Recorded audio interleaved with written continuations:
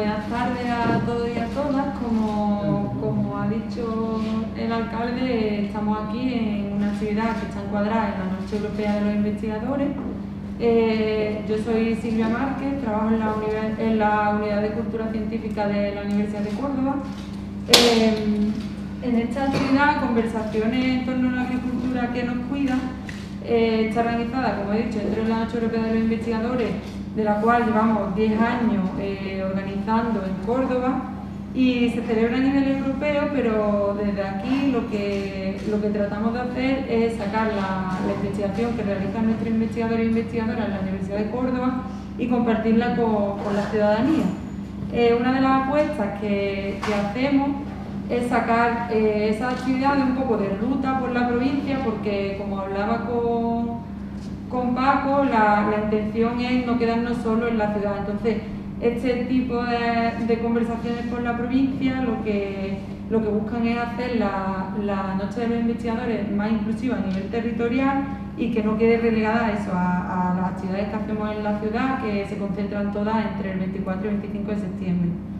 En este caso, pensamos en una conversación en torno a un tema tan esencial en nuestra tierra como es la agricultura, tanto a nivel económico como a nivel social y medioambiental, y quisimos establecer una conversación entre la universidad, los investigadores de la universidad y algunas empresas en torno a una agricultura más sostenible que permita la permanencia de un sector agrícola capaz de alimentar al mundo a la vez que de conservar o no agotar todos los recursos disponibles.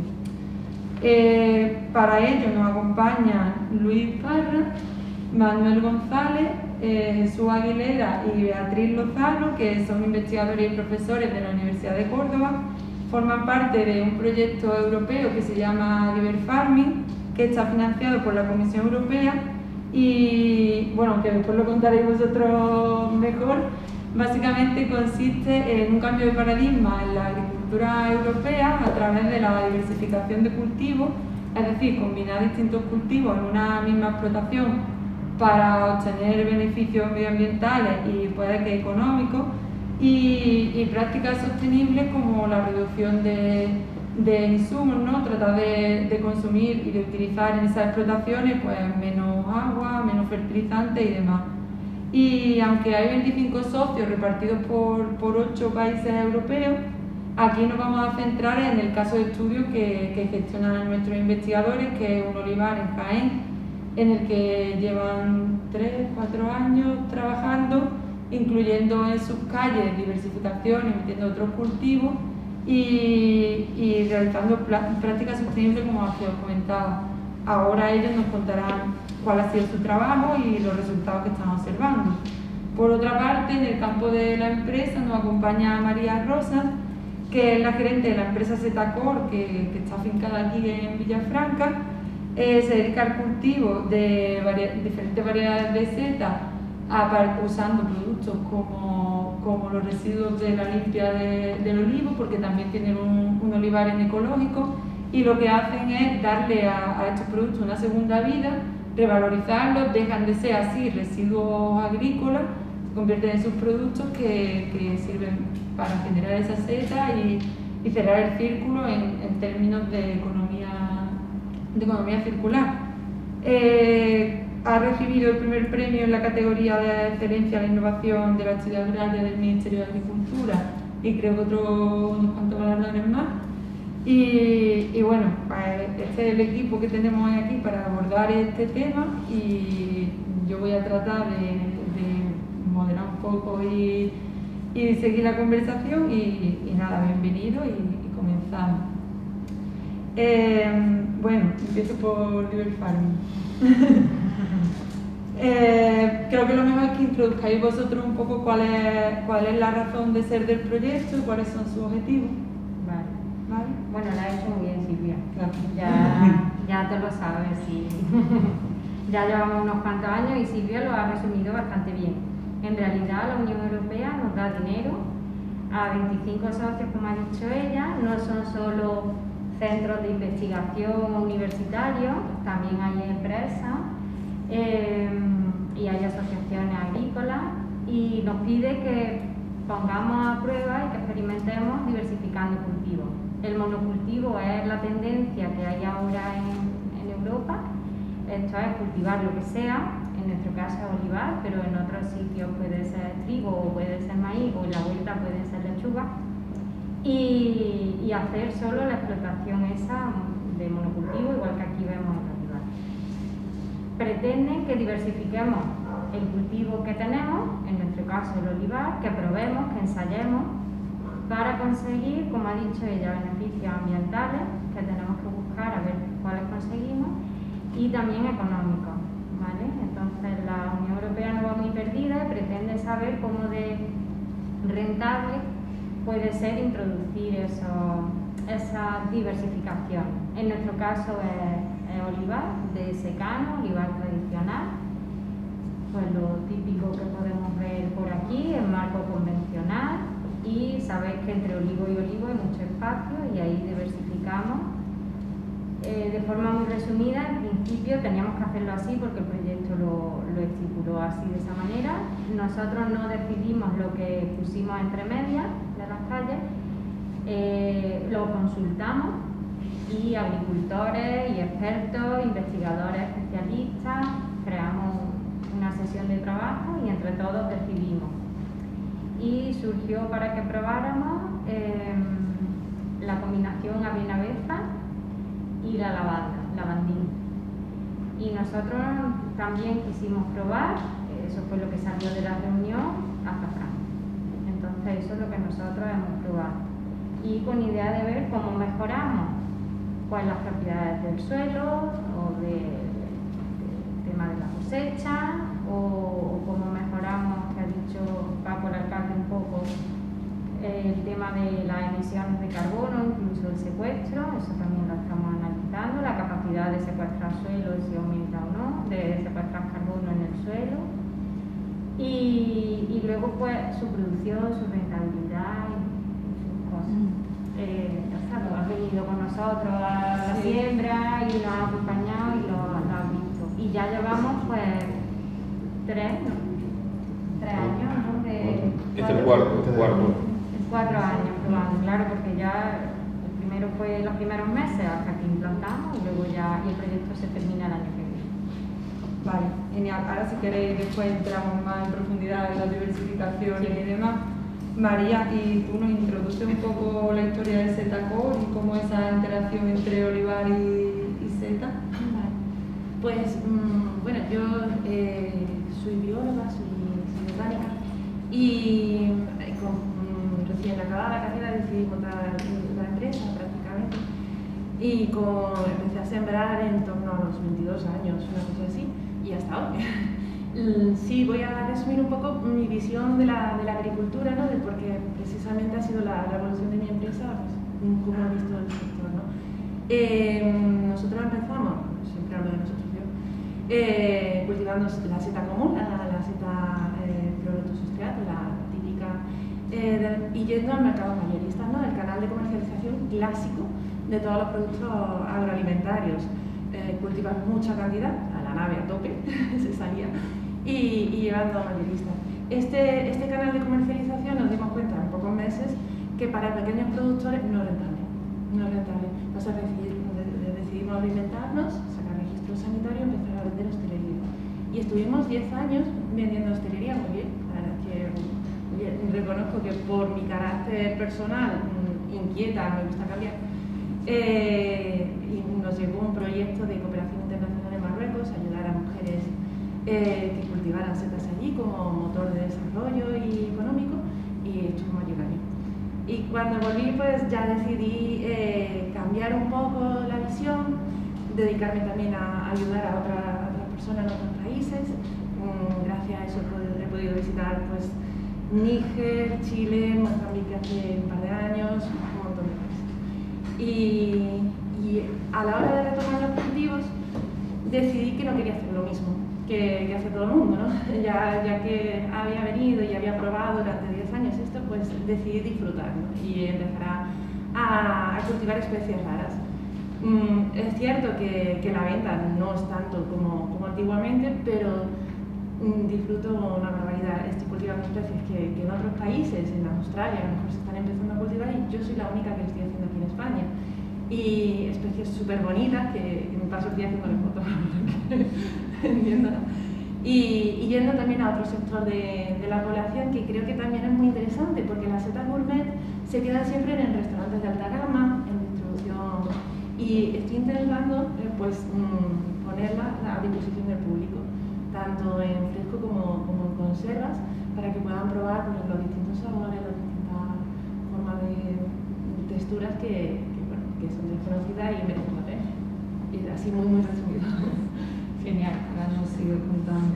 En cuanto a lo que nos estabas comentando del trabajo que habéis hecho en el olivar, ¿nos podéis contar un poco más cómo es ese caso de estudio en Jaén y la evolución de esas diversificaciones que habéis plantado? ¿Cómo estaba el terreno también cuando llegáis? No sé. Bueno, cuento yo. Vale. Bueno, pues como bien comentaba, nosotros nuestra zona de estudio la implantamos en un pueblo de Jaén, en Torre del Campo. Esta zona de estudio pues se encontraba con un manejo que era laboreo convencional, como lo conocemos en toda esta parte, en toda esta zona, con un suelo desnudo y encontramos un suelo pues con unas características y una calidad que era deficiente.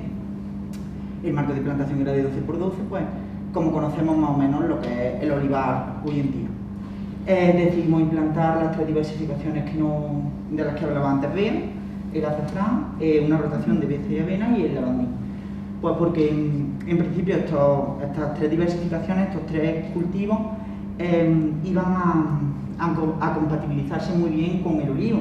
Son cultivos pues que, por ejemplo, el lavandín, debido a las propiedades que tiene, pues con respecto a la atracción de diferentes especies, aumento de la biodiversidad, son especies también necesitan muy poca cantidad de agua, entonces pues con respecto al clima que tenemos aquí en Andalucía, pues creímos que eran idóneas. Bueno, pues empezamos a cultivarla y empezamos a diversificar. Establecimos un laboreo, un mínimo laboreo en el caso de la beza, pues para la hora de cosecharla, y un no laboreo. Y esa ha sido un poco la estrategia que hemos seguido a la hora de trabajar allí en Torre del Campo. Perfecto. Y María, nos contabas lo de las especies de setas que había introducido nuevas y los canales gourmet y demás, pero ¿cuáles crees que son? No nos has contado el tema del olivar y de las prácticas que lleváis a cabo. ¿Cuál crees que es la principal o las principales innovaciones que estás desarrollando en el campo? Sí, pues bueno, la principal es que he intentado, el olivar lo adquirimos unos 10 años después de haber empezado la empresa, llevo 20 años cultivando, y el objetivo era integrarlo. Nos gusta la agricultura, hay que admitirlo, y queríamos hacer siempre cosas distintas y integrarlo. Y haciendo pues, experimentos de varios tipos, logramos que algunos de los subproductos del olivar, hay otros que no funcionan, sí producían setas.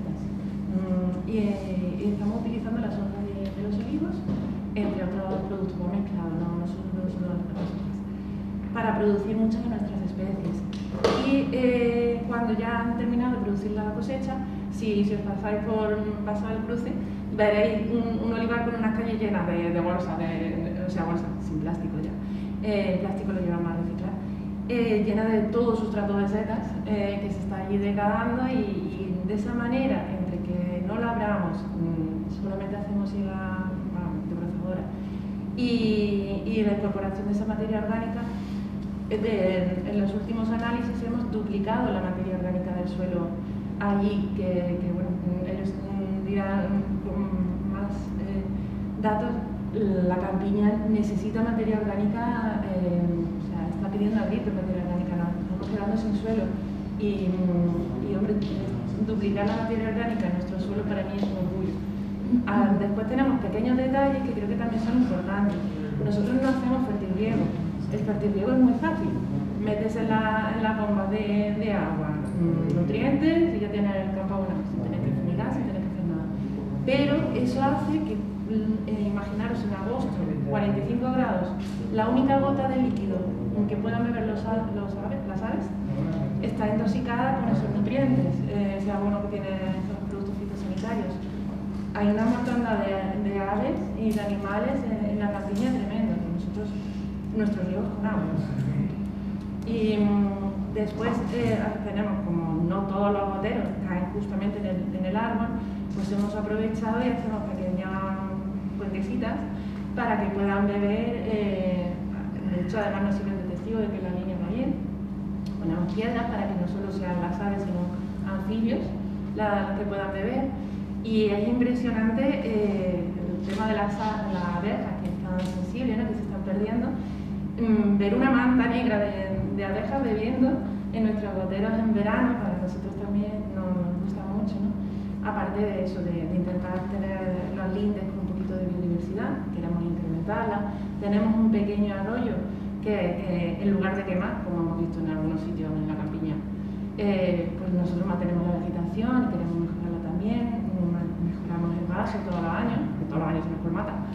Y bueno, esas pequeñas cosas que son un trabajo, que nadie conoce, es un trabajo, digamos, silencioso, que el consumidor final no lo ve, pues lo hacemos por ética, porque creemos que debemos tener la conciencia tranquila de que nuestros alimentos que producimos además están dejando un acuífero limpio, un suelo mejor y una gotita en el océano.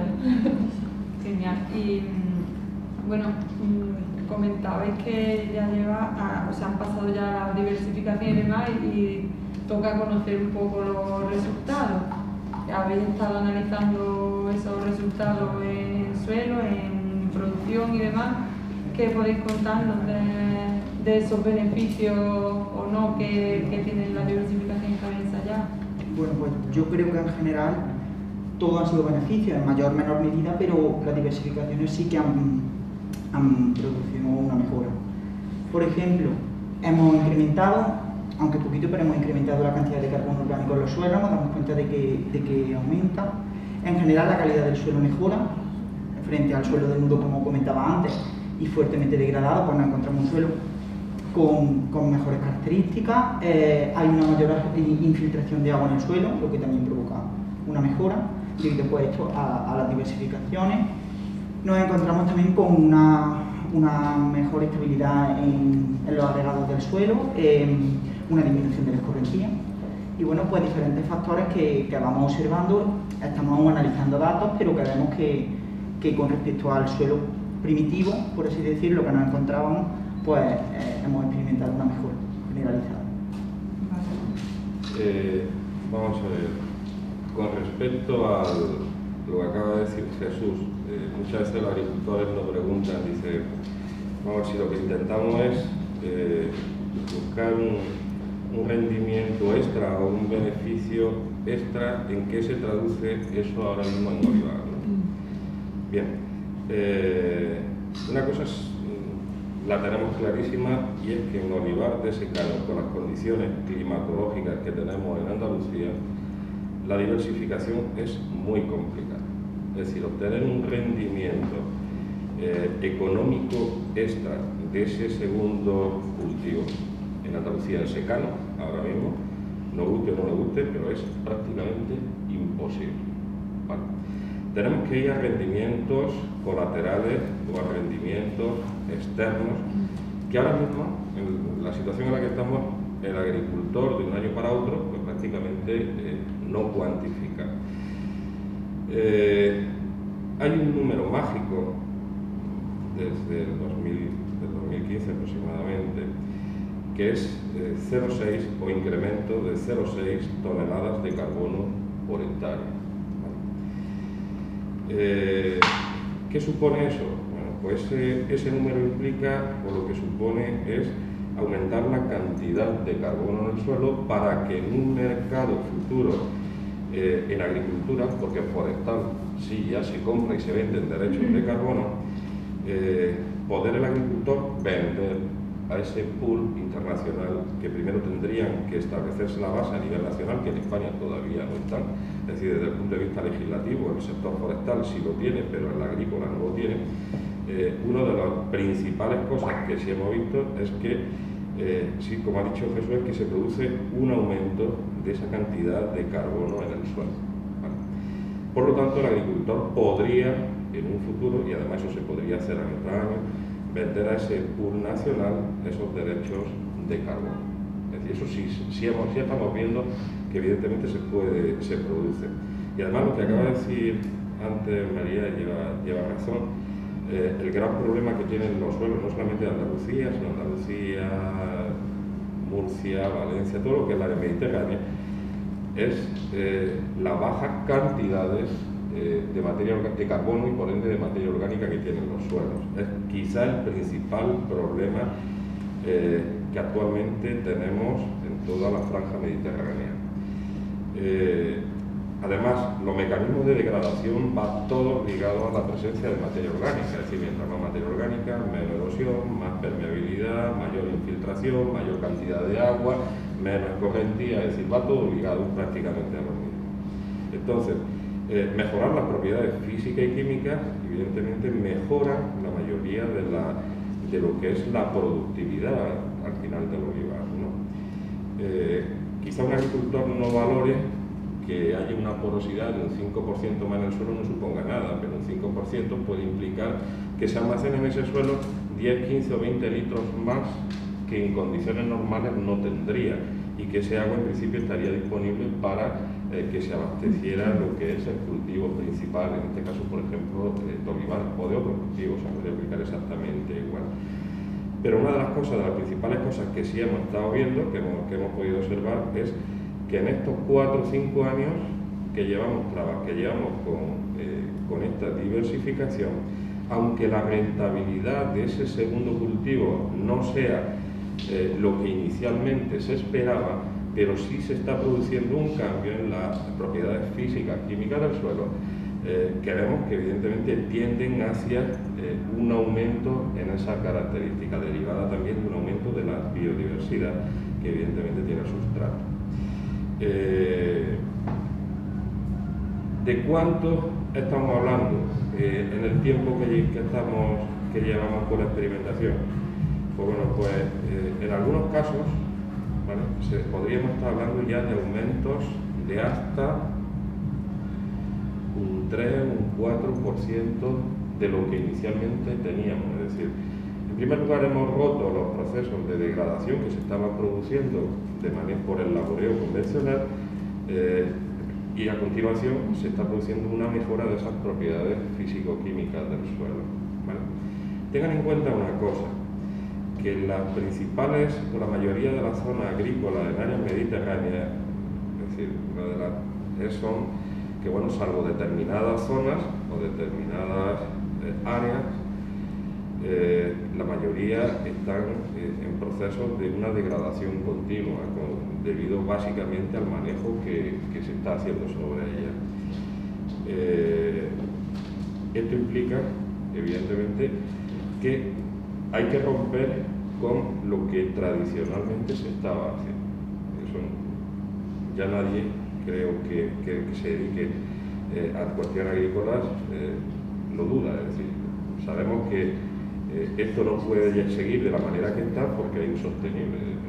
Es decir, puede seguir con cultivo hidropónico, con añadiéndole todos los fertilizantes que queráis, podemos hacer todo lo que queramos, pero eso llega un momento en que no va a ser capaz de producir más, va a afectar a la producción, ¿vale? Si lo que intentamos es aumentar la producción y mejorar las propiedades, pues evidentemente hay que hacer algo. La diversificación, concretamente la que nosotros hemos hecho en olivar, tiene una ventaja, y es que, por ejemplo, los costes de mantenimiento básicamente son muy bajos, es decir, no es un coste adicional para el agricultor. Sin embargo, creemos que la capacidad que tienen esos suelos de mejorar y de producir, es decir, aunque ahora mismo llevamos poco tiempo con eso, de aumentar la producción, pues evidentemente es alta. Una cuestión sí quería decir, y es que estamos viendo cómo no se ha producido una reducción en la producción del cultivo principal, que eso ya es importante. Es decir, mantener un segundo cultivo manteniendo la producción reduciendo además los costes de explotación, porque hemos pasado de un laboreo convencional a prácticamente un no laboreo, y además mejoramos las propiedades físicas y químicas del suelo, y dentro de pocos años tener la posibilidad de poder vender esos derechos de carbono, pues evidentemente las circunstancias, por la verdad, es que cambian mucho. ¿Vale? Estamos esperando que salga el decreto a nivel nacional, lo mismo que está en el sector forestal, de la capacidad de que los agricultores se puedan apuntar. Su superficie en principio forestal son 1000 hectáreas para poder vender esos derechos de carbono al pool nacional. Algunos pensaréis, bueno, pero el suelo puede almacenar de manera continuada esa mucha cantidad de carbono. Evidentemente los suelos llegan a un momento en que tienen una capacidad máxima para almacenar carbono, es decir, no se puede almacenar todo lo que se quiera. ¿Vale? Pero concretamente las zonas mediterráneas frente a otras zonas tienen una ventaja, y es que lo hemos hecho tan mal en los últimos siglos que la capacidad de recarbonización es muy alta, con lo cual haciendo una buena gestión durante posiblemente 60 o 70 años se podrían conseguir mejorar año tras año la capacidad de almacenar más y más cantidad de carbono. Y algunos de vosotros también se puede preguntar lo siguiente: bueno, ¿eso puede ayudar? Porque esa es otra vía, ¿no? ¿Eso puede ayudar actualmente a reducir el efecto invernadero?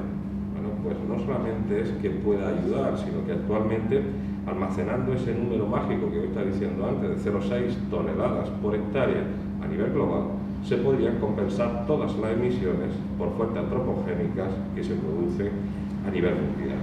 Esas 9,8 gigatoneladas de carbono, que es precisamente las que provocan ese 1, algo grados de aumento de la temperatura a escala global. Es decir, de hecho, las últimas tendencias que hay ligadas a lo que son los procesos de cambio climático o de cambio asociado a factores antropogénicos, la agricultura posiblemente sea, a nivel internacional, una de las soluciones más interesantes, con menos coste, y mientras al principio salen tecnologías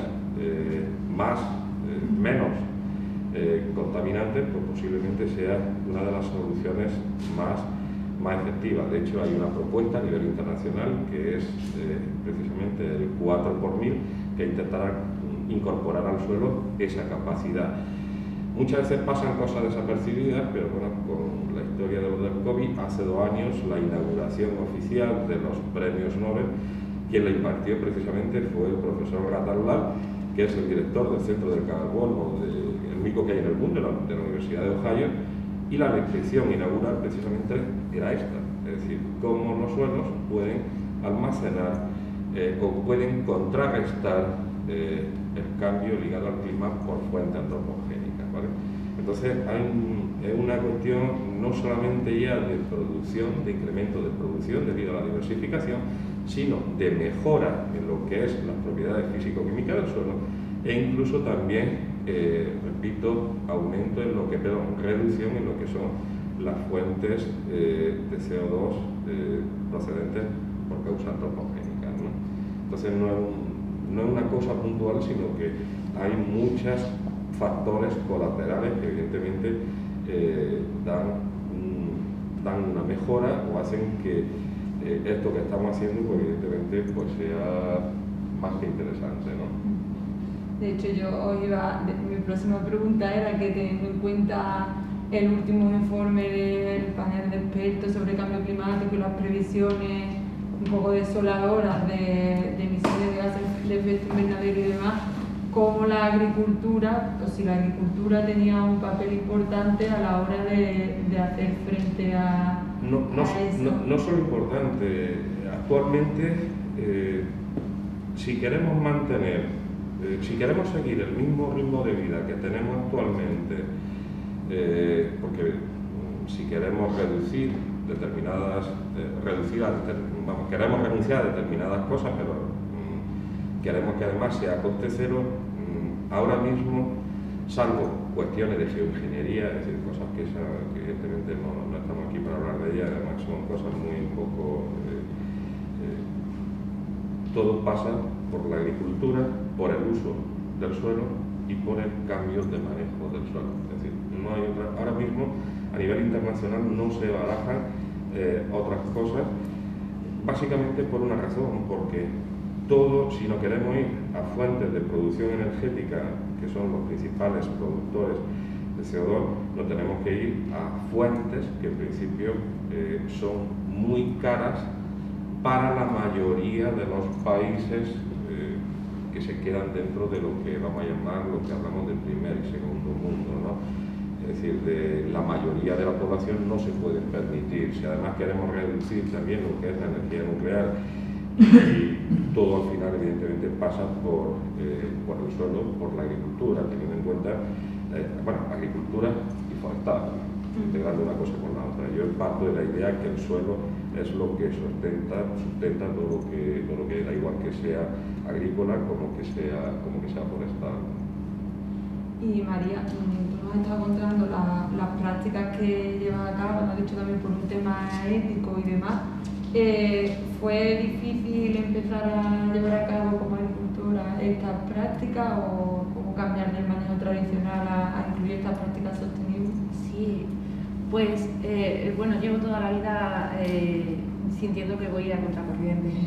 Además, bueno, se une el factor de que nosotros no tenemos tradición familiar olivarera y hemos pagado a la novata ciertas cosas del manejo.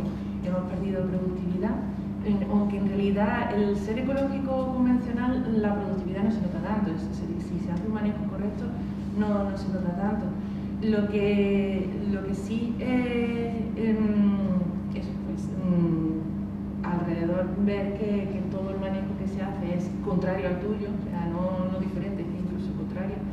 Y bueno, ver que estamos en una sociedad en la que no se valora ese trabajo.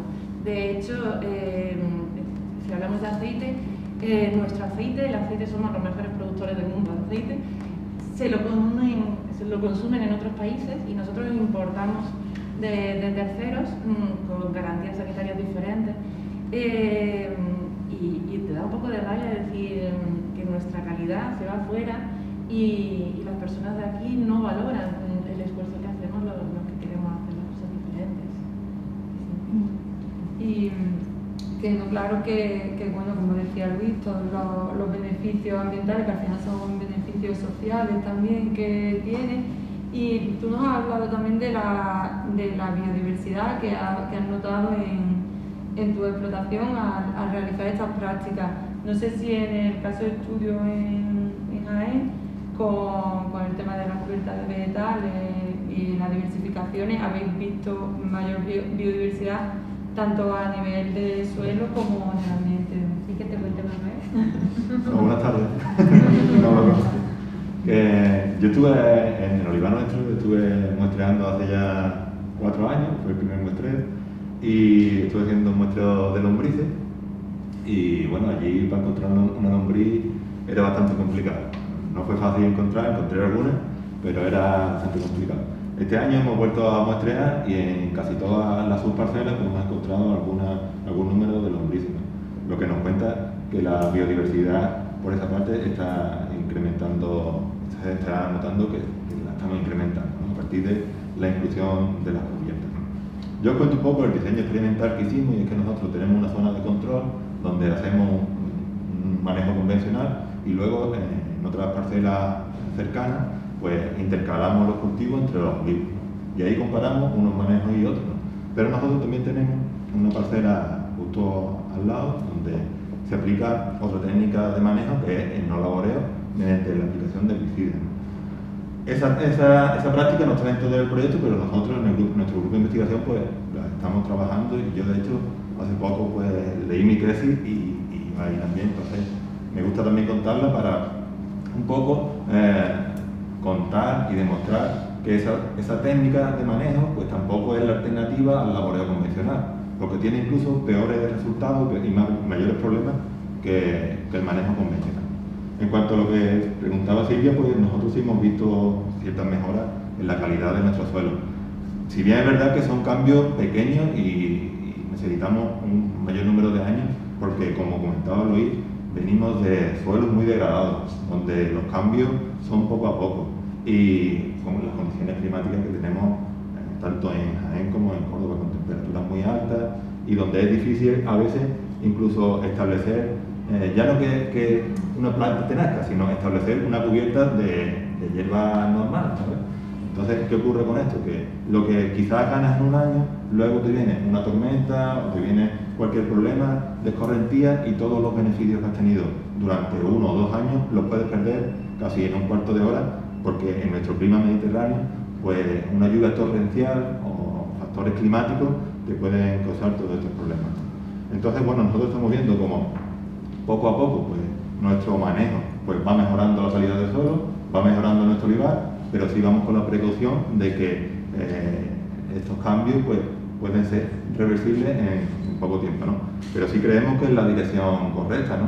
Y ya desde Europa, pues incluso pues, se están aplicando políticas directas en el manejo de los suelos para que estos manejos sostenibles sean cada vez, digamos, más fomentados, ¿no? Y a través de políticas públicas, y creemos que eso también puede ser una alternativa, ¿no? Ya que, como ha dicho Luis, desgraciadamente estamos viendo que es complicado que esa diversificación sea rentable de modo económico.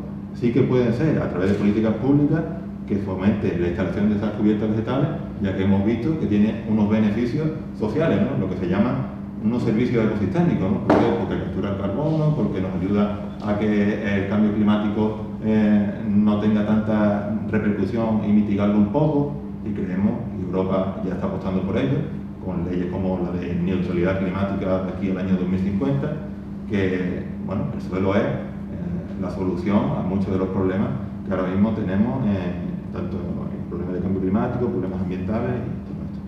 Bueno, en cuanto a lo que me preguntaba, sí, hay más lombrices ahora, que me ría un poco. Sí, quería también acortar que, bueno, yo no he hecho un muestreo científico, me hubiese encantado, pero cuando yo compré el olivar hace 9 o 10 años, me lo encontré labrado y con glifosato, o sea, calidad de herbicida. Y tenía 3 especies vegetales, malvas, margaritas más altas que yo y jaramagos.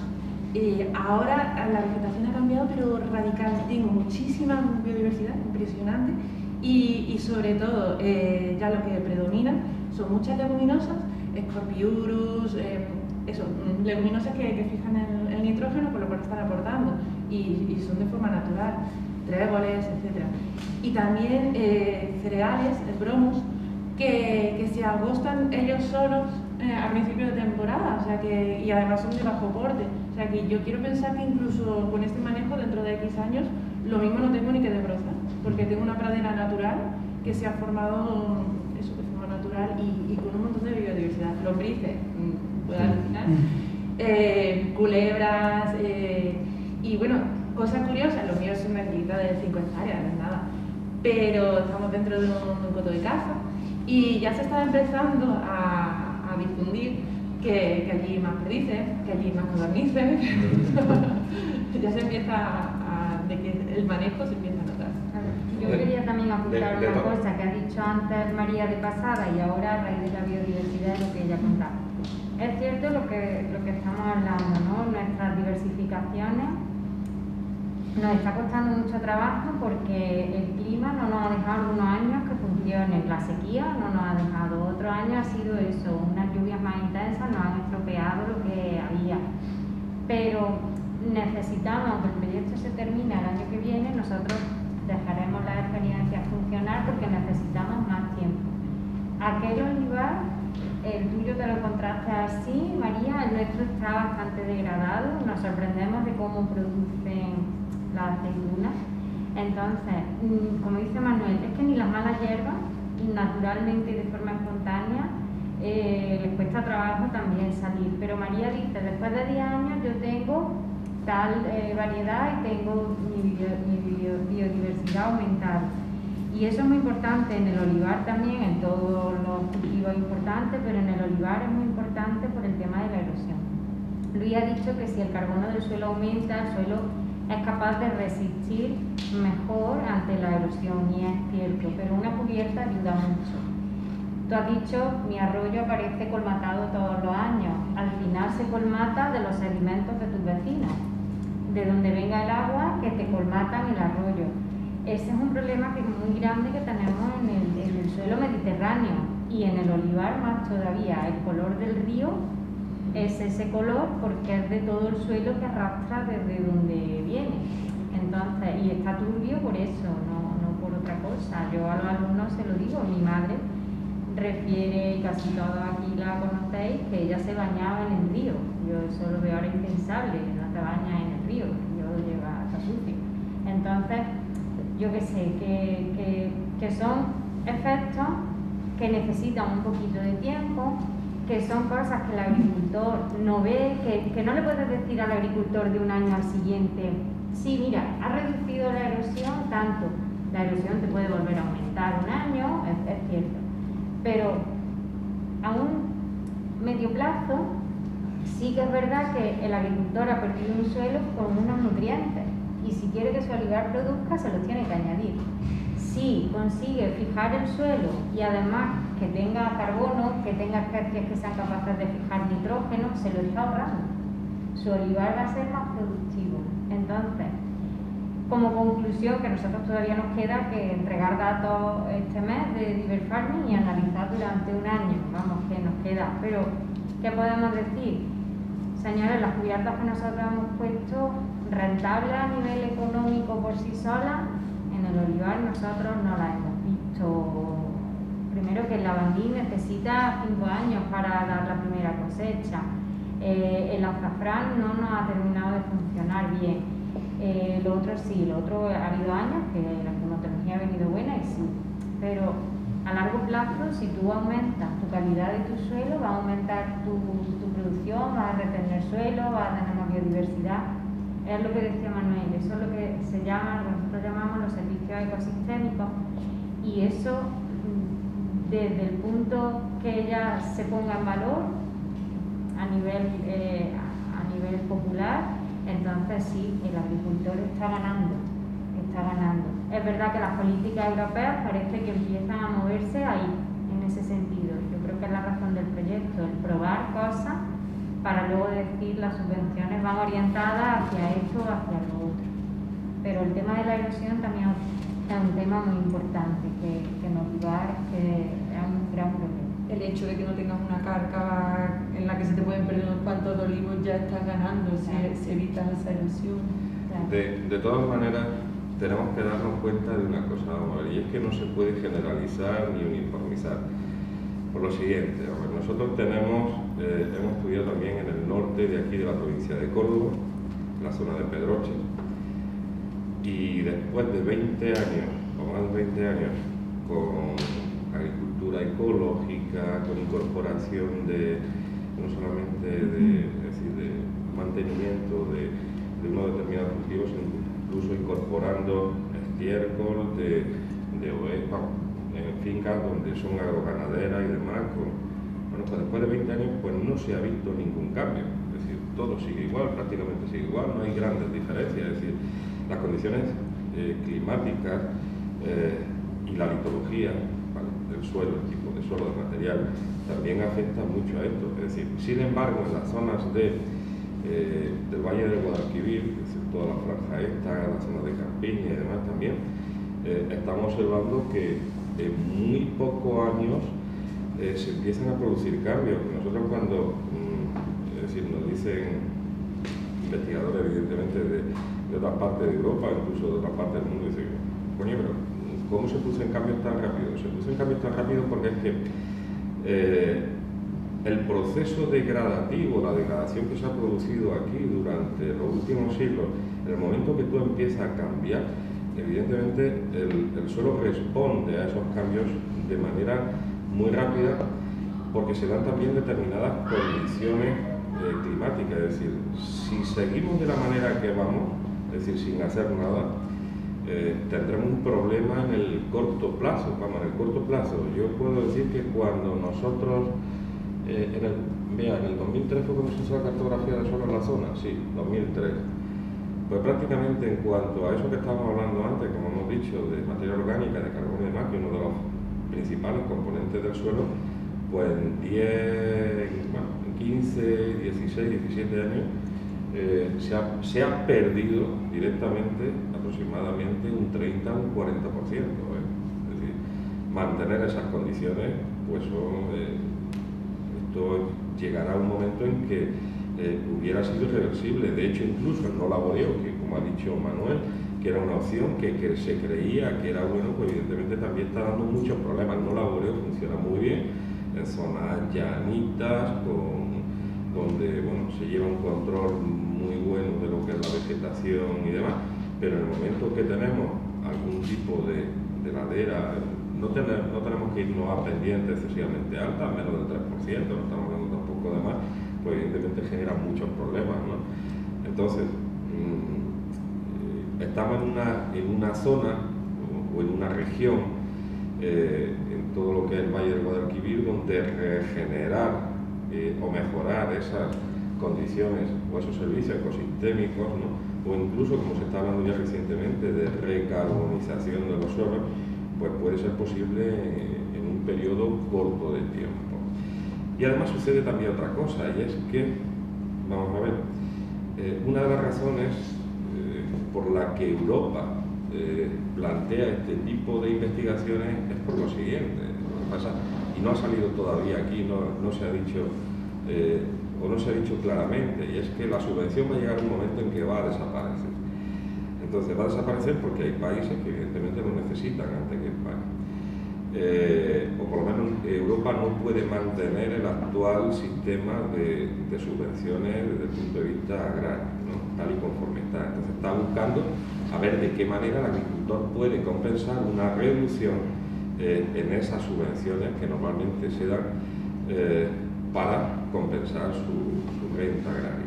¿Vía qué? Vía diversificación, vía mejora en la producción, vía mejora en este caso de los servicios ecosistémicos que luego después se pueden vender. Toda la historia al final relacionada con lo que es la agricultura ecológica en muchos casos va ligado a eso, es decir, una mejora de la sociedad, que al final la sociedad te da un dinero extra, ¿vale? Para que tú eso al final sea un ciclo, ¿no? Es decir, se siga manteniendo en el tiempo, ¿no?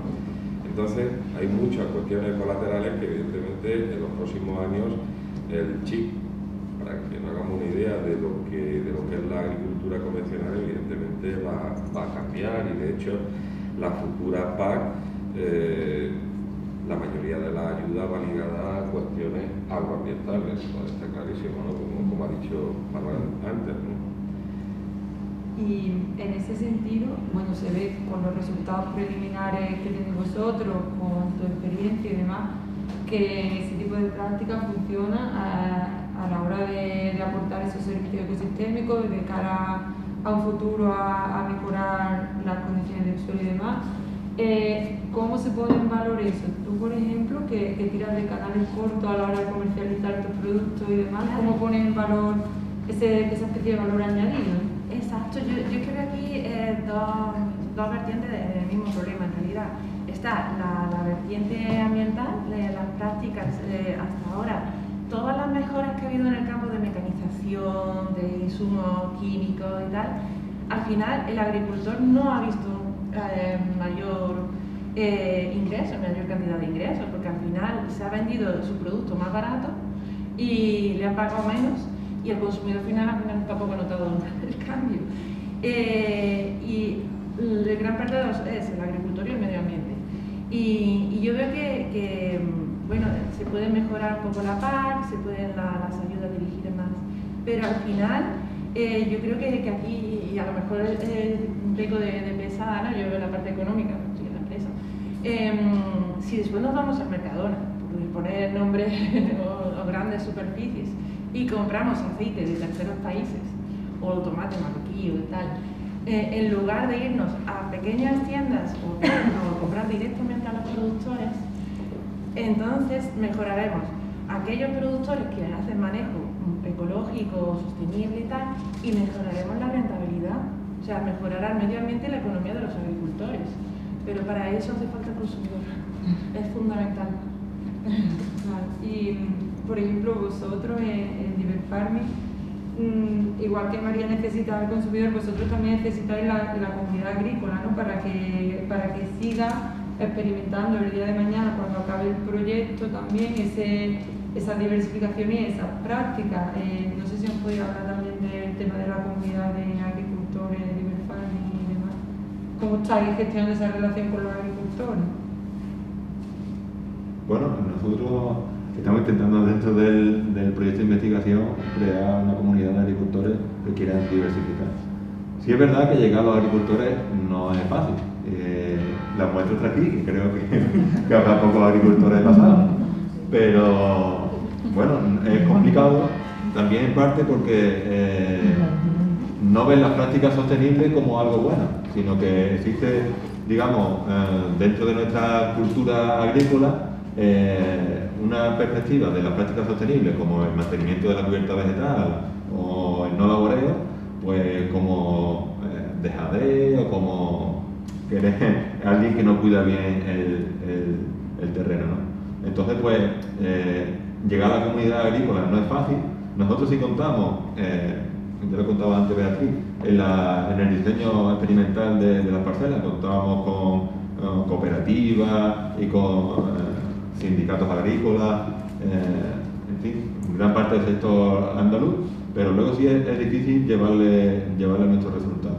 Lo que sí tratamos es que en charlas como esta, en otras que hemos estado, en las que participamos, pues intentar atraerlo a nuestra página web y a nuestras redes, que bueno, que traten de lanzar información para que ellos vean un poco en qué estamos trabajando y cómo pueden mejorar al final las condiciones del suelo.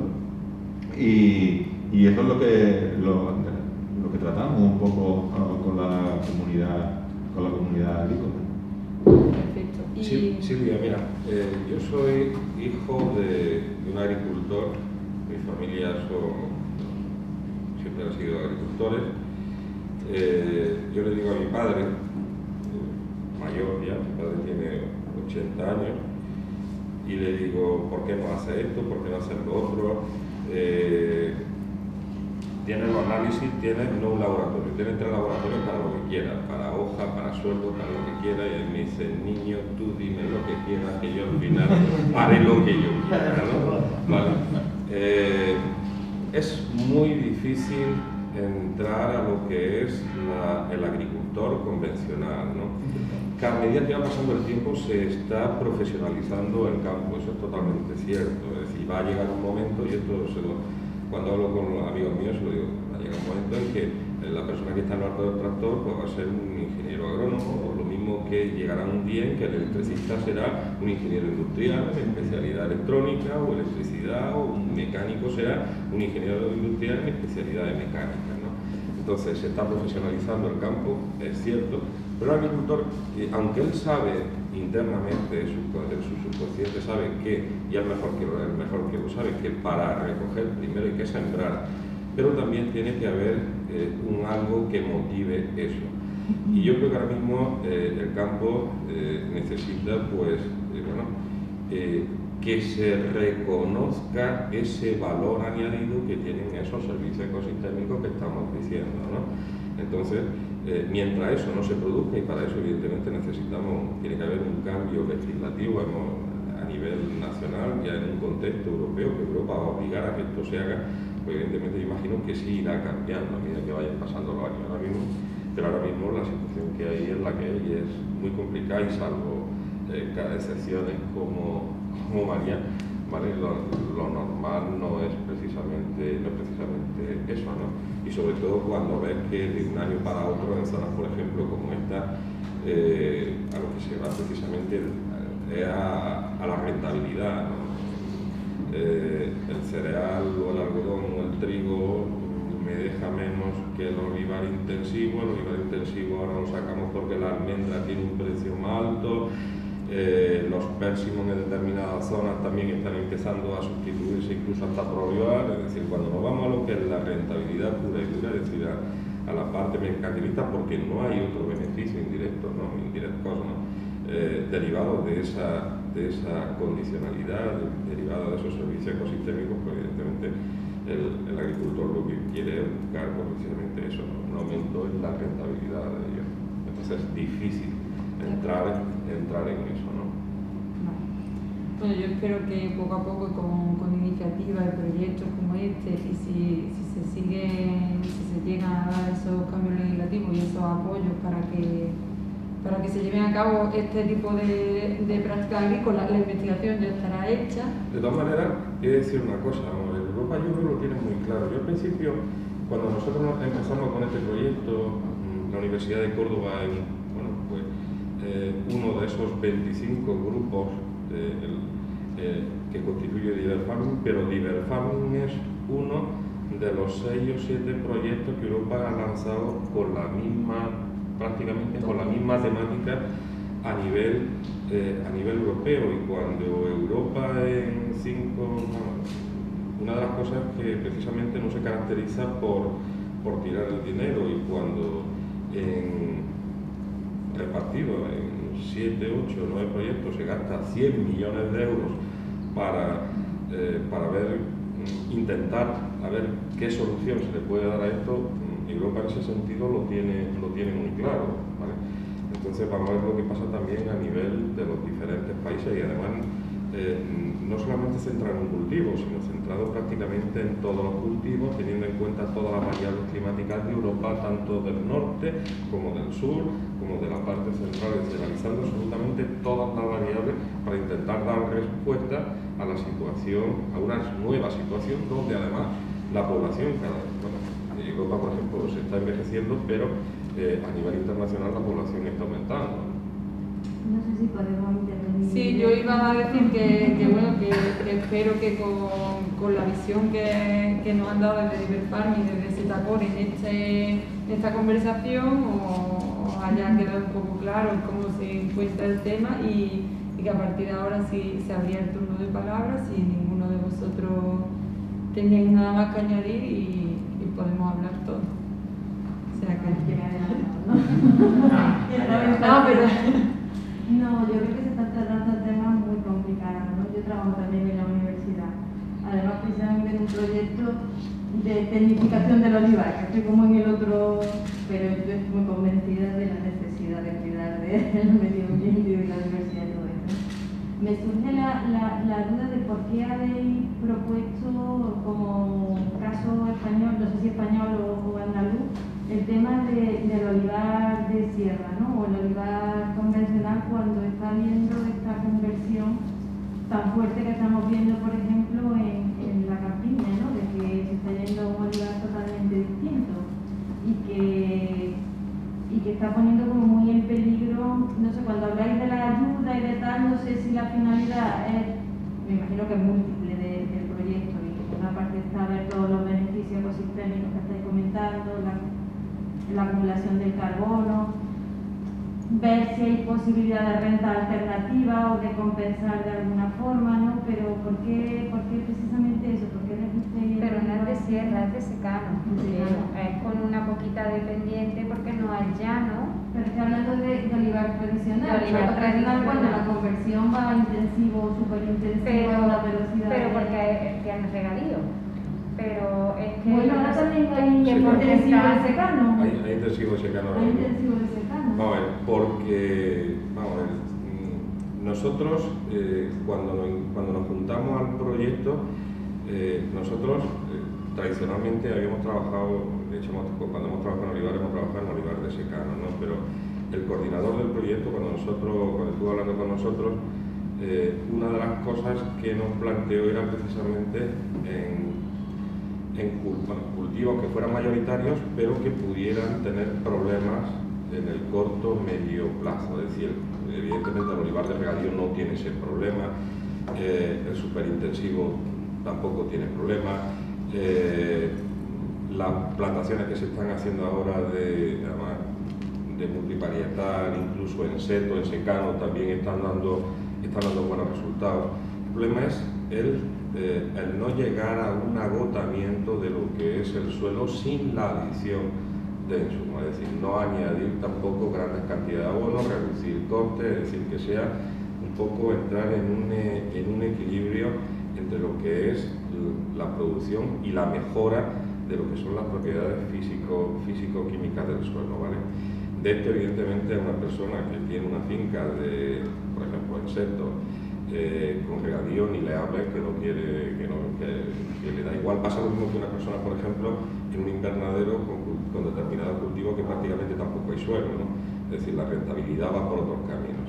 Entonces, donde a nosotros se nos planteó fue precisamente el olivar que pudiera tener problemas. Sabemos, de hecho, por ejemplo, que el olivar en pendiente o de sierra va a tener mucho, ese tipo de olivar, por el mantenimiento incluso de la gente en esa zona, va a tener infinidad de ayuda. El problema está en la situación intermedia, el que no llega al olivar dependiente, pero que está en un cultivo tradicional, en zonas donde además son de secano y donde evidentemente la degradación del suelo es altísima. Yo antes pensaba que estábamos en una situación muy difícil desde el punto de vista de degradación, pero por ejemplo, el otro día nos llega, Manuel lo puede comentar, nos llega una fotografía de unos compañeros de túnel donde tienen olivos con una densidad de 20 y tantos árboles, 30 y tantos árboles por hectárea, y aquello es un desierto. Entonces decimos, muchas veces te queda la cosa de decir, bueno, pues no estamos tan mal, ¿no? Pero luego después, mal de mucho consuelo de, ¿cómo se dice el dicho? Lo que sí es cierto es que desde el punto de vista físico-químico, muchos de los suelos, sobre todo de secano, en laboreo convencional, donde se ha tenido la olivar centenario, las propiedades de esos suelos actualmente son malísimas. Es decir, no sabemos en algunos casos cómo se puede mantener ese olivar allí. Sí lo sabemos. Sí sabemos que, bueno, que al final lo que pasa es que debajo tenemos, o en superficie incluso, en determinadas zonas, lo que tenemos es un horizonte con una característica determinada que es el que más o menos mantiene aquello, ¿no? Pero mantenerlo eso de manera continuada en el tiempo sin que se produzca una degradación. A mí me gustaría ver los cultivos, las nuevas plantaciones que se están haciendo desde el punto de vista de propiedades físicas y químicas del suelo en los próximos 10, 15, 20 años en secano, sin la adición de nutrientes, y si en caso de que sea laboreo convencional, ¿cómo evolucionaría eso? No, yo creo que, vamos, que a mí una de las cosas que más me ha impactado, y no recuerdo en qué contexto era, pero he oído hablar de 60, 70 años vista, ¿no? Hoy por hoy, a mí me parece que hablar de una perspectiva de más de 5 o 10 años en temas tecnológicos, en temas de cambio, es como entrar en un mundo totalmente que no se sabe, ¿no? De una incertidumbre tremenda, ¿no? Yo creo que hay que aunar las dos cosas, ¿no? Que hay que aunar la sostenibilidad y, por supuesto, la rentabilidad, porque la gente, si no asume ni técnicas ni asume nada, ¿no? Yo creo que la gente del campo, como de todos sitios, lo que busca es la subsistencia, y si ve que algo es rentable, pues lo acoge y punto, ¿no? Yo creo que esa es la otra parte que os quería preguntar, ¿no? Bueno, aunque habéis comentado algo, ¿no? De que habéis intentado crear un grupo de agricultores para hacerle la transferencia, ¿no? Yo creo que el problema social, por el cambio general de la vida que estamos teniendo, es una cuestión fundamental a tener en cuenta en todos estos casos, ¿no? Porque posiblemente a lo mejor una solución a ese olivar que está ahí, si finalmente lo que estamos buscando es rendimiento ecosistémico o servicio ecosistémico, quizás no sea diversificar, sino ir al monte primitivo, ¿no? O a una situación más naturalizada y dedicar la renta a pagar ese tipo de servicios, ¿no? O valorar más esas cosas, ¿no? Yo creo que el cambio tiene que ser como muy global, ¿no? Y sobre todo incluir aspectos sociales, ¿no? Que yo creo que la sociedad es algo que está también cambiando a una velocidad, y tanto en el mundo rural como en la ciudad, ¿no? Que está habiendo muchos cambios, ¿no? Yo lo veo un problema muy complejo, vamos, que no creo que sea un tema pero vamos, me interesaba un poco ver también eso, ¿no? Nuestra perspectiva, porque yo la sensación que tengo en el proyecto en el que estamos es que ese tipo de olivas, pues económicamente le queda muy poco tiempo. Cuando entre la campiña y entre todo lo que estamos viendo que están poniendo de olivar por aquí en producción, o se va a una especialización muy gourmet y ahí el tema del marketing y el tema de todo eso es lo que va a poder pagar el importe de producción, o realmente económicamente lo van a tener muy difícil, ¿no? Y yo creo que hay que ir un poco compaginando las dos cosas, ¿no? Que también la tecnología o el incremento de las técnicas de precisión también están como colaborando a que ese impacto sea menos dañino y haya un cultivo más racional, ¿no? Creo que buscar esos equilibrios es lo que nos puede un poco a lo mejor ayudar a salir del hoyo, ¿no? De todas maneras, me parece acertado lo que estás diciendo, pero hay un problema, yo por lo menos que llevo viendo desde hace muchos años, y es que la parcelación o el poner de acuerdo a grupos de agricultores para hacer determinadas cosas es muy complicado, es dificilísimo. Es decir, y de investigadores, ¿eh? Oh. También. No solo de agricultores, de investigadores también tienen. Entonces, poner en práctica determinadas cuestiones, determinados mecanismos, manejos, usos, lo que queráis, ¿no? Es prácticamente imposible. Es decir, yo creo que aquí en Andalucía siempre se ha hablado muchas veces, ¿no? de la renta de los agricultores, pero al final te das cuenta que hay mucha microparcelación, y frente a eso es que prácticamente es imposible hacer políticas efectivas que afecten directamente, por ejemplo, como tú estabas diciendo antes, ¿no? al precio y a la producción de manera global, ¿no? Entonces, esto evidentemente va a tener que cambiar porque los costes hay que reducirlos. El agricultor lo sabe, cada vez, por ejemplo, en el caso del olivar hay más aceite, salvo, yo creo que denominaciones de origen o algún aceite de calidad, que al final hay mucho marketing y mucha historia por detrás de todo eso, ¿no? Pero evidentemente la competitividad es un gran problema, ¿no? No se creía, tú lo sabes, no sé, pensar antes, hace unos años, que un superintensivo, por ejemplo, el secano, que no se podía hacer, ya se está haciendo. Se están metiendo muchas especies de manera en la misma parcela también, que parece que la producción aumenta cuando hay multivarietal. Luego después los nuevos marcos de plantación. Se han cometido errores en Jaén, que por ejemplo aquí en Córdoba no se han cometido, y es que por ejemplo en Jaén en muchos casos lo que se hicieron fue, pues se metieron filas nuevas de olivos, que eso al final se han dado cuenta los agricultores de que no, que es decir, es preferible sacar y volver a poner. Entonces, el tema evidentemente es complejo, ¿no? Lo que sí es cierto es que si no queremos llegar a un agotamiento de lo que es el suelo y reducir lo que son todo el uso de fertilizantes y demás, pues evidentemente habrá que llegar a una situación de equilibrio que alguien, desde el punto de vista institucional, tendrá que ir marcando, ¿no? Desde el punto de vista legal, porque otra solución, evidentemente, yo por lo menos no la veo, ¿no? Yo también creo que es un problema un poco...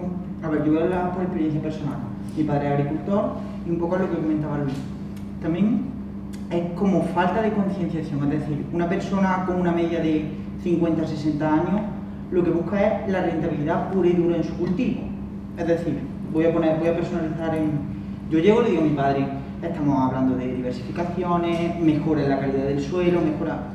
Y en sí, lo que es el aumento, la mejora, el suelo, a ellos les da un poco igual. Ellos lo que buscan es que el olivo tenga producción, que mi rentabilidad aumente y punto final. Entonces yo creo que es un poco eso. Tenemos las estrategias, las técnicas, pero es la parte del agricultor, por así decirlo, aunque la gente joven que está comenzando, pues sí que un poco puede estar más de esta parte, generalmente está más en contra, desde mi punto de vista. Yo creo que está más, no en contra, sino que no ve rentabilidad en esto, no ve un aumento, una mejora en la producción, sí, a muy largo plazo, lo que hemos hablado, también la microparcelación, una persona que no tenga una gran cantidad de hectáreas, pues es que hasta qué punto puede ser rentable. Entonces yo creo que también sería un poco eso, esa es, desde mi punto de vista, una problemática grande. Luego después, vamos a ver, yo veo aquí, desde el punto de vista social, entrando en lo que tú has dicho, tres tipos o tres planteamientos totalmente diferentes. Uno, los grandes productores. Dos, la gente que vive del campo, es decir, que tiene sus tierras y que viven exclusivamente de lo que le dan sus tierras. Y luego después, el que tiene algo de campo. Yo por lo menos vengo de una zona donde casi todo el mundo tiene algo de campo. No hay grandes fincas. En la zona donde, por ejemplo, que yo conozco, hay fincas grandes, pero no grandes superficies, ¿vale? Entonces los planteamientos son totalmente distintos de uno a otro. A mí me ha llegado a decir mi padre ya tiene 80 años, se sigue montando su tractor, nosotros vivimos del campo, mi abuelo tiene una fábrica de aceite, pero bueno, a mí mi padre me ha llegado a decir, niño, mira, campo o se tiene o no se tiene, pero tal y conforme está actualmente esto, buscarle una rentabilidad al campo, una persona que no viva del campo, es decir, que no esté en el campo continuamente, lo que me quiere decir, o se tiene mucho campo, o te cuesta al final terminar costándote el dinero, por mucha historia que termine haciendo, ¿vale? Salvo que, por ejemplo, como hay en muchos sitios, donde bueno, pues la familia, cuando llega la época de la aceituna, se van los 4, los 5, echan 10 fines de semana y las vacaciones y se cogen su campo y demás, ¿no? Digo cuando entramos a temas de rentabilidad y demás, ¿no? Cuando hablamos evidentemente de la persona que vive del campo directamente o las grandes parcelas, porque estamos hablando de una cosa totalmente distinta, ¿no? Entonces, yo le he dicho a mi padre en algún momento, digo, papá, ¿por qué no sacamos esto y probamos? Y a mí la respuesta de mi padre, niño, yo tengo 80 años, empieza por donde quieras, que corte tienes. Entonces, yo ya no tengo, porque ellos siempre piensan que cuando tú sacas un olivar y te vas a nuevas plantaciones, pues tienen que pasar 10, 15 años hasta que eso, como ellos dicen, se le ve color, ¿no? Entonces, el campo, poner de acuerdo sobre todo a pequeños agricultores, ¿vale? Es muy complicado, por lo menos la experiencia que nosotros tenemos. Es muy fácil estar en un proyecto, por ejemplo, como estamos nosotros, donde la Unión Europea te pone lo mismo que otros proyectos, te da prácticamente todos los medios y tú ahora, por ejemplo, pues bueno, pues te vas a crear tus parcelas experimentales, te va a en este caso una diversificación, pero luego después la realidad es otra totalmente distinta. Por eso, cuando yo he empezado a hablar, lo primero que he dicho ha sido, sí, esto de la diversificación está muy bien, pero en secano, el agricultor es muy complicado tener como otro cultivo, ¿vale?, dentro del mismo olivar, con los marcos convencionales que hay, sacarle una rentabilidad. En secano, prácticamente imposible. Quería aportar una cosa, que creo que precisamente la situación que tenemos es un error que cometió la generación anterior.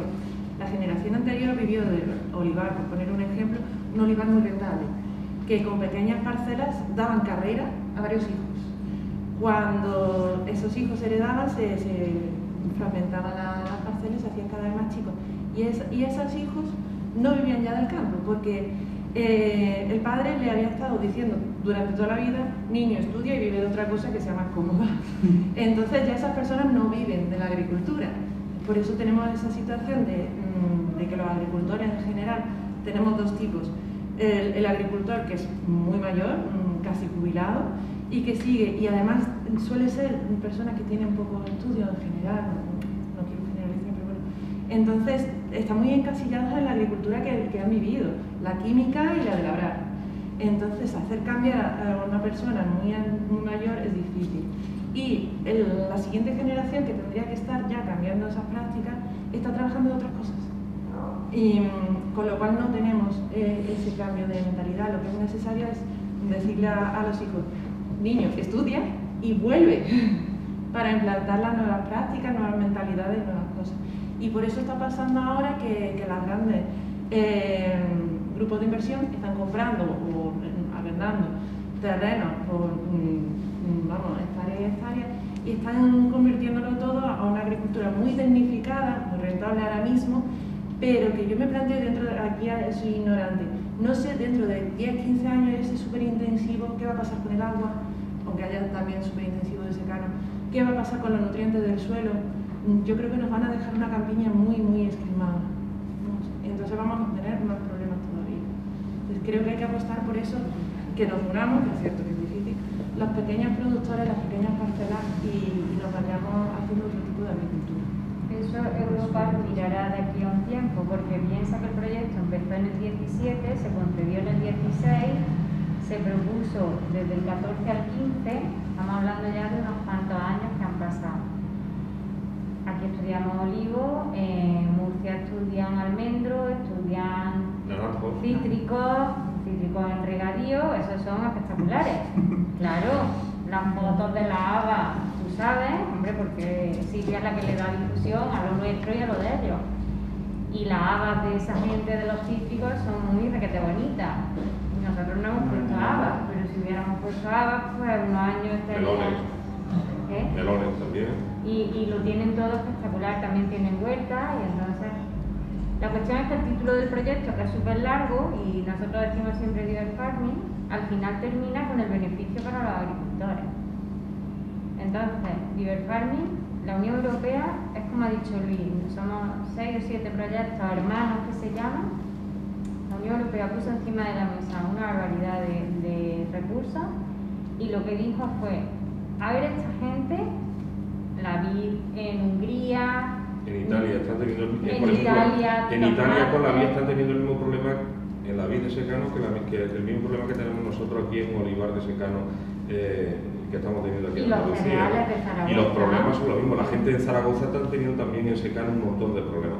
Es decir, la Unión Europea en temas de regadío está yéndose a cosas muy, por lo menos en el área mediterránea, cosas muy particulares. Lo normal es que está actuando sobre lo que es el secano más que en el regadío. Lo normal es que si te va a quitar, que la va a quitar la PAC, la ayuda directa tal cual, es decir, si yo quito esto, hay un porcentaje de explotaciones que dejan de ser rentables. ¿Qué pasa? Vamos a probar, por ejemplo, aquí vamos a acabar a diversificar. Esa gente ¿en qué trabaja?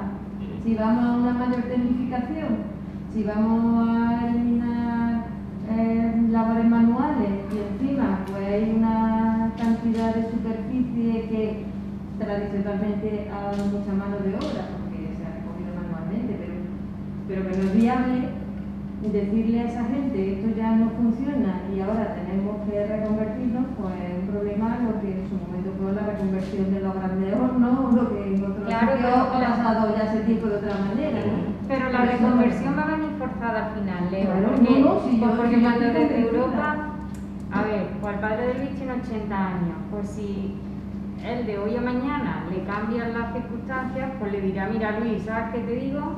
Que aquí tienes y que yo ya esto no lo necesito, y te va a decir tu padre: uy, búscate aquí porque yo esto ya, a mí las cuentas ya no me salen. Entonces Europa, antes de hacer eso, pide que nosotros experimentemos, y claro, experimenta, y yo sí, yo le tengo que decir pues eso, que los de Murcia, su haba y su historia, pues claro, aumentar la producción, fijar nitrógeno, es que claro, pero tienen regadío.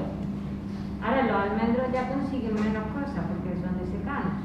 Entonces, ¿y yo qué puedo decir? Pues mira, sí, está muy bien, y mejoro el suelo, y mejoro esto, poco a poco, poco a poco, esto tampoco es una mejora. En la zona de Aragón, ¿no? Están intercalando también, están con cultivos rotatorios también dentro de esto, y están teniendo también todos los problemas se están produciendo en secano, por lo menos menos en la zona mediterránea. En Ribadeo no hay ningún problema. El problema es que no todo el mundo puede... El problema vendrá cuando falte agua. Claro, es que tú tienes que ver que nosotros nos reunimos y los de los mandarinos tan bonitos son de Murcia, que riegan con el agua que no es suya, del trasvase, y entonces tienes que aguantar a los pobres maños diciéndote, yo estoy en secano, no puedo ponerme en regadío porque de los trasvases yo pierdo agua. Entonces, al final son esas cosas, pero claro, aquí lo que se deja entrever, yo pues sí, nosotros nos dedicamos a nuestro análisis, nuestro suelo, nuestra historia y damos nuestros resultados. Pero que Europa ahí lo que lleva a un cambio de tendencia. La reflexión es que claro, como no se toquen muchos palos simultáneamente, las soluciones son muy complejas, ¿no? Que hay que meter muchas más cosas en la... vamos, que no es que mi reflexión va un poco en ese sentido, ¿no? De ver también vuestro punto de vista, ¿no? Que Europa puede decir muy pronto, ah, vale, pues esta gente que tiene olivar, pues vale, pues que siembre otra cosa y ya tiene la ganancia del olivar y de la haba, por ejemplo, pues ya tiene dos. Pues venga, vamos a ver si esto funciona, que le voy a quitar una poquita de subvención y le digo que se aville con lo otro. No, nosotros tenemos que decir que producción, no. Ahora, si tú consigues lo que María en 10 años, porque tú decías de los 5 o 6 años ya, pero es que nosotros hemos estado cogiendo muestras, en mayo me parece que estuvimos así, y los cambios se empiezan a ver, y cuando podamos analizar los suelos de María, pues veremos los cambios, pero claro... Pero si a mí no me cabe ninguna duda de que cultivando así el suelo y el ecosistema mejora. Si yo lo único que pongo sobre la mesa, ¿no?, es que para buscar soluciones para esa zona, las soluciones tienen que ser como más globales, tienen que incluir más cosas, ¿no? Que tú no puedes decir, bueno, si toda la sociedad se pone de acuerdo en que porque tú estés mejorando tu suelo se te va a pagar, pero eso también es difícil de que toda la sociedad, no solamente los consumidores, sino que toda la sociedad, bien, pues tú mantén tu suelo y nosotros te pagamos por mantener tu suelo, ¿no?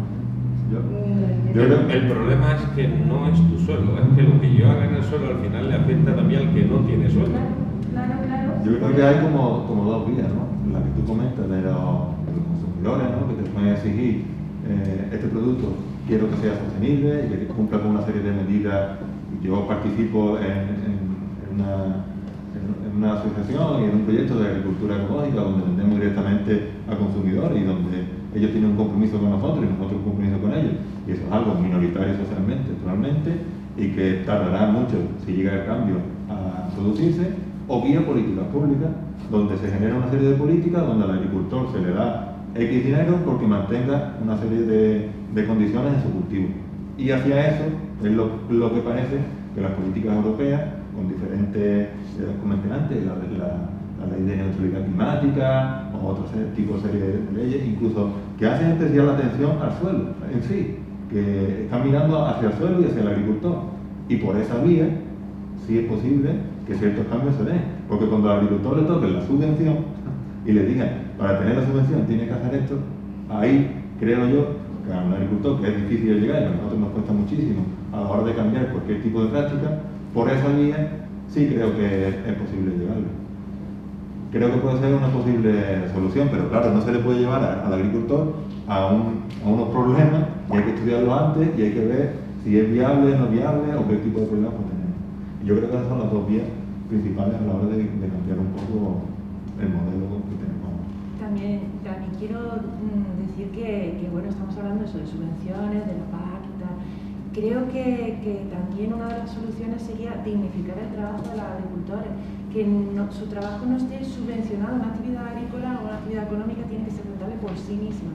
Y yo creo que una de las soluciones pasa por regular la cadena de valores a la hora de las ventas, que eso el Ministerio empezó a hacerlo, después se quedó allá todo el grupo de intermediarios que se están quedando los beneficios del agricultor, en lugar de hablar de darle una subvención o una ayuda para que sea rentable.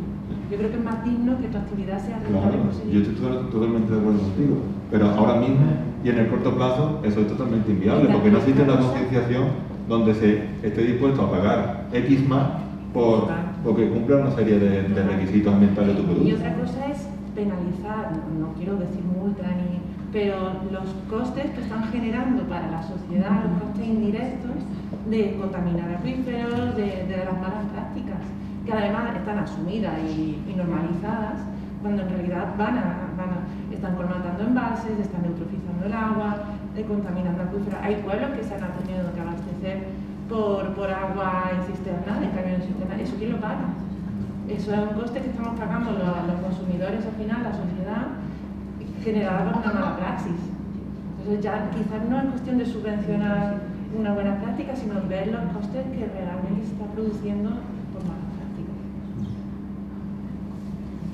Bueno. Europa ya está llegando sobre una cosa también que ha dicho ella. Europa está también ya empezando a obligar, por lo menos en determinados países, porque España está un poco, es decir, está por debajo desde el punto de vista reglamentario con respecto a determinados países, está empezando ya a obligar estudios de impacto ambiental cuando se producen cambios de uso y cambios de manejo en parcelas agrícolas, con lo cual tienes que al final presentarle una situación de un estado preoperacional, es decir, antes de producirse el cambio, operacional mientras se está cambiando y luego después de mantenimiento o de desmantelamiento, porque muchas veces puedes pensar que puede ahora tener un tipo de cultivo y llegados 10 años, como tú has dicho, que no se puede hablar de largo plazo, sino que hablar de 5 o 10 años, pues incluso a lo mejor sería mucho, de plantear eso con mejoras medioambientales y con cómo solucionar los problemas en caso de que se produjeran, que es un poco lo que ha planteado María. Entonces, ahora mismo el futuro, pues la verdad es que es un poco incierto. Bueno, porque la situación que evidentemente es complicada, es decir, no toca aquí, y tiene 4 patas la silla, con 3 a lo mejor la mantienes y la equilibras, pero como le toque ya una siguiente no sabemos lo que pueda pasar, ¿no? Entonces la situación es complicada ahora mismo, por lo menos en el futuro. De hecho, se pensaba que con la reforma de la PAC se le iba a dar un toque de tuerca y prácticamente más de lo mismo. Vamos a esperar un poco más, vamos a ver qué es lo que pasa, ¿no? Bueno, pues no sé si alguien tiene alguna cuestión más y si no, vamos cerrando. Gracias a todos por asistir, espero que os haya parecido interesante y esperamos vernos en algún otro momento que podamos realizar actividades por aquí. Si no, el viernes que viene, 24, se celebra la Noche de los Investigadores en el rectorado de la universidad, hay una feria científica y el sábado hay 20-25 patios de ciencia a los que todavía os podéis apuntar. Y nada más, muchas gracias.